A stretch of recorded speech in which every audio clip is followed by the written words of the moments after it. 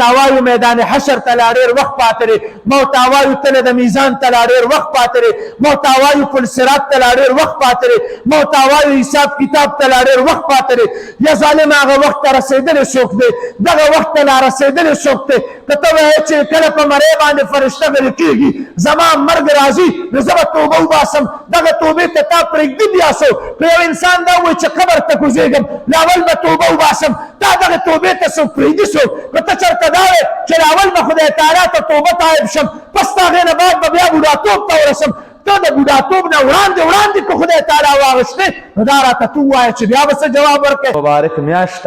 الله پاک راته قرآن پاک سعادت را نصیب کو او د دې مقصد هم دا دی د رمضان المبارک مقصد هم دا دی چې په دې کې انسان نیکي وکړي په دې کې انسان د خوشحالۍ کارونه وکړي په دې رمضان المبارک کې انسان د جزا کار وکړي په دې کې د خدای تعالی د رضا کار وکړي د پیغمبر پاک علیه السلام د خوشحالېدو کار وکړي الله عز وجل رمضان المبارک راوستله دې دپاره دی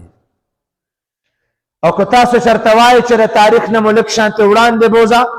نو هغه وګورئ حضرت عایشه صدیقه رضی الله تعالی عنها ولاړه ده فرمایي چې کله به رمضان المبارک رانږدې شو پیغمبر پاک علیه الصلاة والسلام به ملا وتړله او د کال په 11 میاشتو کې به دومره چاق و چوبن او چابک نه و څومره چې به د رمضان المبارک په دې میاشت کې د خدای تعالی عبادت ته چاق و چوبن او چابک شو او نبی پاک علیه الصلاة والسلام با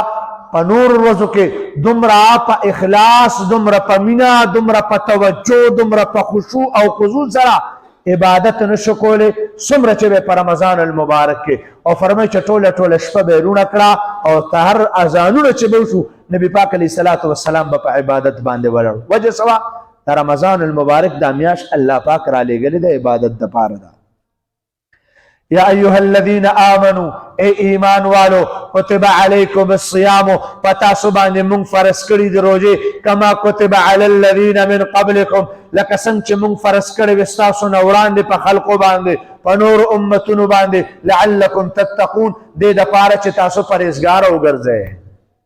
نو که په هغه امتونو الله پاک فرض کړی وي نو د تقوا او پرهیزګارۍ دپاره که په دې امت باندې لازم کړی نو د تقوا او د پرهیزګارۍ دپاره تقوا څه ته ویلی شي پرهیزګاري دې ته ویلی شي د الله پاک نه یره د الله پاک نه یره څه ته ویلی شي هر وخت الله پاک حاضر او ناظر ګڼل کم انسان چې الله پاک حاضر او ناظر او وخت خپل ځان ته موجود وګڼو دغه انسان نه کېدی نشي ممکن نه ده چې خطا وشي ګناه وشي او دا انسان د خدای تعالی نافرماني وکړي ممکن نه ده هر وخت الله په سر باندې دی دا خو مو ته وایو چې زمونږ سر باندې الله نشته مونږ وایو چې په آخري سټاپ باندې به ورسره ګورو او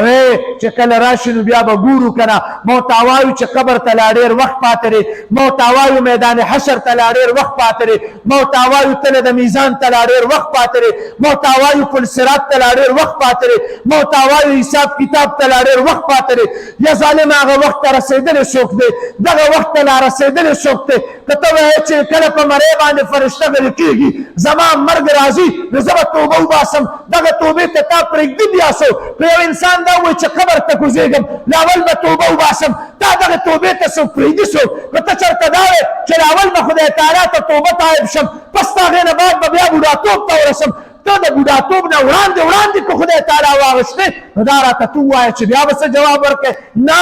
ما نه دي کتلې خدای سره زما پلار نه دي کتلې خدای تعالی سره ستا پلار خدای تعالی سره نه دي کتلې نو ته به ورسره څه وګورې چې ستا دا خبره غلطه ده چې ته وایې چې زه به ورسره بیا ګورم ته به ورسره څه وګورې